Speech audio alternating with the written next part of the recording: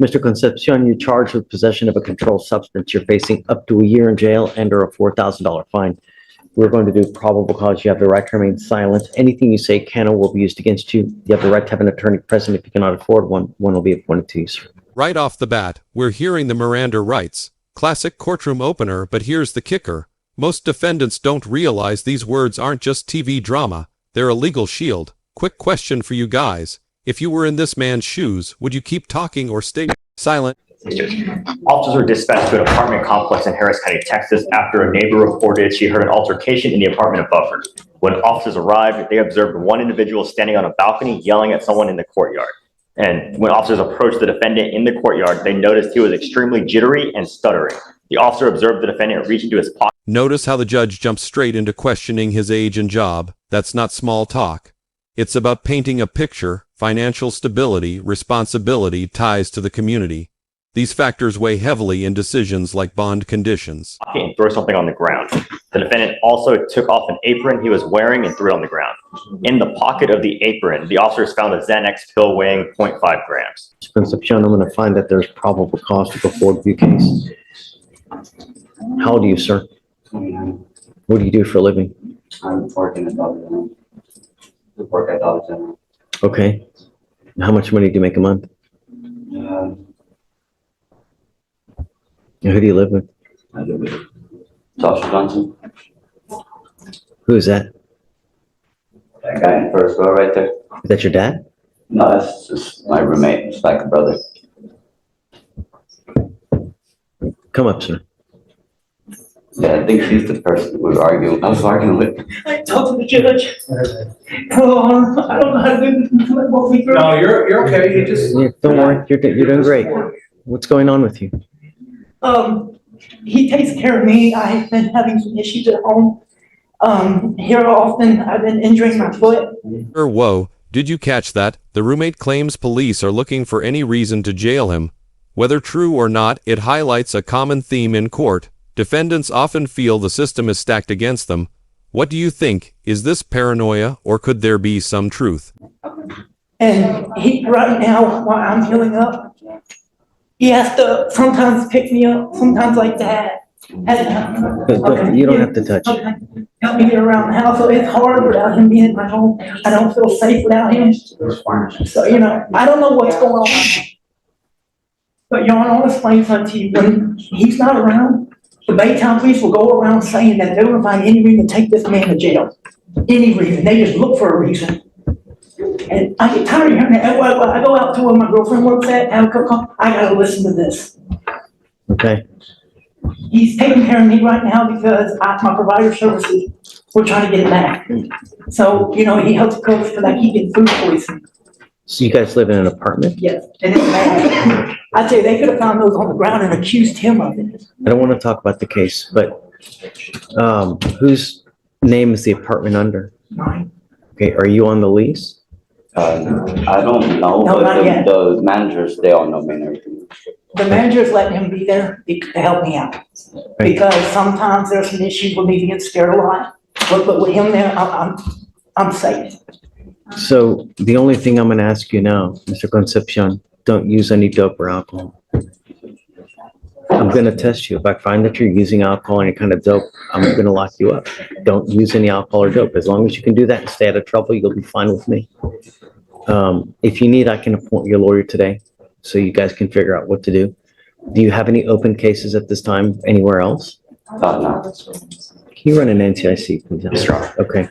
So what we're going to do now is I'm going to have you sign a reset with Victoria. After that, you're going to get with pretrial. You're going to sign your bond conditions, just no dope, no alcohol. And then I'm going to have you talk to. He can't drink or anything. Because he watches me when I'm drinking. That way I don't go outside. This is going to be a problem. Your pressure is an absolute, Okay. if you're drinking and you're getting loaded. He hasn't drank in a long time, But understand peer pressures. Oh, I don't know anything about it. You got to explain. If you're drinking and you're getting intoxicated, the likelihood of him wanting to partake will be very, very big. You're not listening. Okay. Sir, Listen, Okay, I'm trying to talk to you. yes, sir.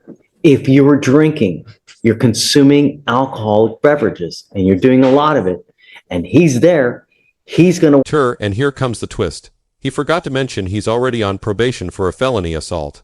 That's not a small detail. Judges see this as a red flag because it shows a pattern. He's already had one shot at leniency. Audience, would you call this an honest mistake or a sneaky omission? want to do the same thing, Yes, sir. and it's going to create a problem. Yes, sir. That's what I'm trying to tell you. Okay. So be careful what you do, where you go, because you could potentially get him in trouble as well if you're doing something you shouldn't be doing, Yes, sir. you know? Yes, sir. So I'm not telling you what to do. I'm just saying, I be understand, careful. sir. I just Okay. haven't been through this process before. All right. So let's do this. I'm going to have you sign a reset. After that, I'm going to have you take your seat in the jury box while we find your lawyer, and then we'll go from there. Okay? Your Honor, it appears he may be on a deferred out of the 263rd for an ag assault. Oh, yeah, I've been on it for about 2.5 years. Asked you if you had any open cases, and you said no. Oh, I thought you meant like a new case. No, yeah, I've been on probation for about 2.5 years. Yeah, sorry, I thought you meant like anything that's new. That's what they always ask me. I don't understand the question.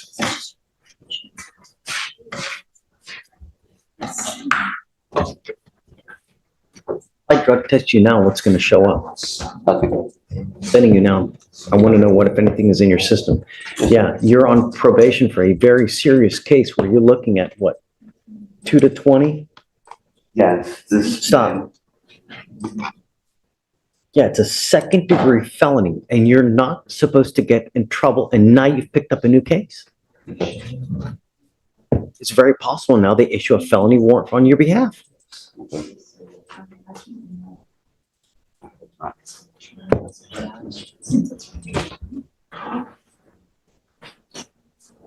You're not supposed to get in trouble. I'm sending you now for a drug test. You must come right back.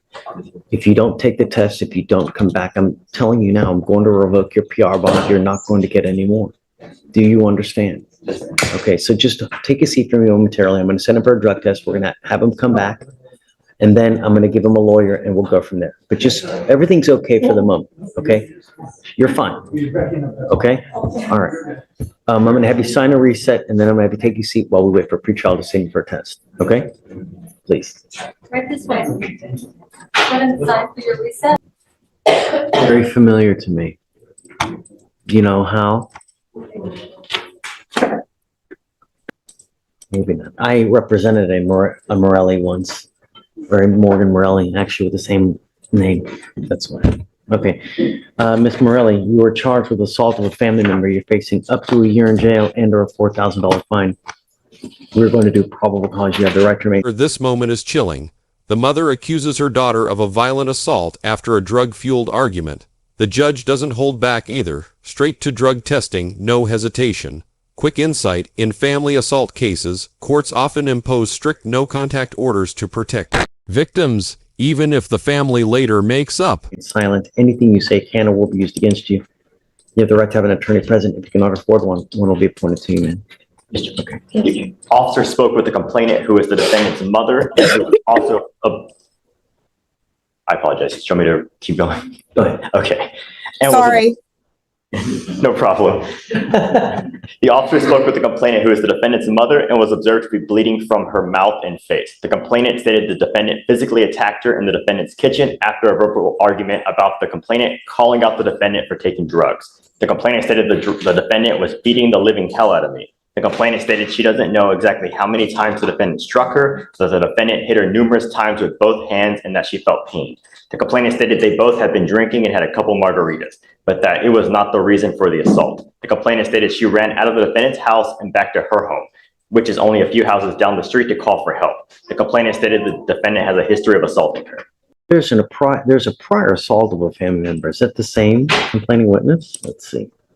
Ma'am, I'm going to find that there's probable cause to go forward with your case, and I'm going to tell you now, I'm going to do everything in my power to protect every single person of this county, and if that means putting you in jail, I'm going to do it in a heartbeat. Do you understand? I'm sending you now for a drug test. I want to know what, if anything, is in your system, then you're to come right back. If you fail to come back, or if you fail to take the drug test, I will revoke your bond, and I'm going to tell you now, you will not get any more PR bonds. Do you understand? Yes, sir. As a condition of your bond, I'm forbidding you from having any contact with Diana Morelli whatsoever, not to consume any alcohol or illegal drugs, and I'm going to test you like crazy to make sure that you're not using. I'm also ordering you not to be in possession of weapons as well.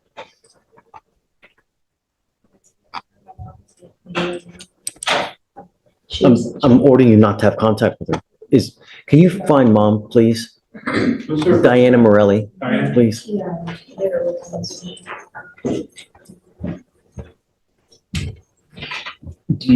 Has a motive been granted in this case? Okay, I just put it ready for you. okay. So, guys, it looks like the CW is here, so. Judge, I have all spoken with the CW, and she says that her and her daughter have fixed the situation between It them. doesn't, no, it's a second assault. Every time no, Can doesn't I matter. just go confirm with the CW? Yeah, and well, I'm Oh, you're bringing her in calling so that I her can out. talk to her as well.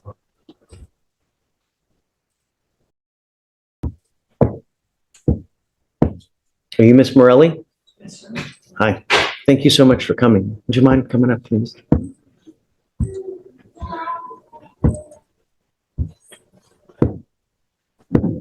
I told her that I'm going to do everything in my power to protect every single person of Harris County, no matter who it is, who they are, what is going on, and that I would, and if that means putting them in jail and making it $100,000 bond, I will do it in a heartbeat. I'm entering now what's called a magistrate's order for emergency protection that identifies you as a protected individual. Ms. Morelli, you cannot commit family violence or an assault against this person, commit an act in furtherance of an offense under section 42.072 of the Texas Penal Code, which is a stalking statute. You cannot threaten, harass, use another person to communicate a threat or harassing behavior. You cannot be in possession of a weapon or go within 200 feet of where she lives or where she works. Do you understand? This is a second assault alleged against you. The first one was dismissed. However, now I'm forbidding her from having contact with you. I've also forbidden her from consuming alcohol or illegal drugs, and I'm sending her now for a drug test because I want to know what, if anything, is in her system. I'm so much as even contemplating putting a device on her ankle so I know that she's not consuming any alcohol. She has a lot of prior violent behavior, you know, and I'm going to do everything in my power to quell it. This is the fifth, violent type of case that we have, and that's it. Historically speaking, every 2 years, there's a new case. Since 2018. Stops now. Do you understand? Okay. Am I allowed to say anything? Well, I'd rather not. She has a lawyer, you guys can talk to the lawyer. I've got a bunch of DAs here and everything that you guys say can be used. And Listen closely here. The judge explains how a DWI conviction sticks forever even after death. Sounds dramatic, but it's true. These records don't vanish, and they follow you into jobs, housing, even future court cases. Wild, right? Imagine carrying that forever stamp because of one night out. now's not the best time to talk about the case. The only thing I want to know, impart to you, that you are now a protected individual, and I'm going to do everything in my power to make sure it stays like that, so no one else puts their hands on you. It's almost impossible for us to be able to follow because I'm driving her back and forth to work and the 5 houses down. Let's do this. I'm going to have her talk to the lawyer, and then we'll figure out something to do. Well, we'll talk. For now, what I want to do is I'm going to send her for a drug test because I want to know what, if anything, is in her system. And then we'll have her come back, and hopefully by then the lawyers will be here and then we can talk. Okay? So just don't leave for now. Okay? All right. I'm going to have you sign this order for protection now, and then we'll send you on your way, and then we'll see you back in half an hour. Okay? All right, Judge, next.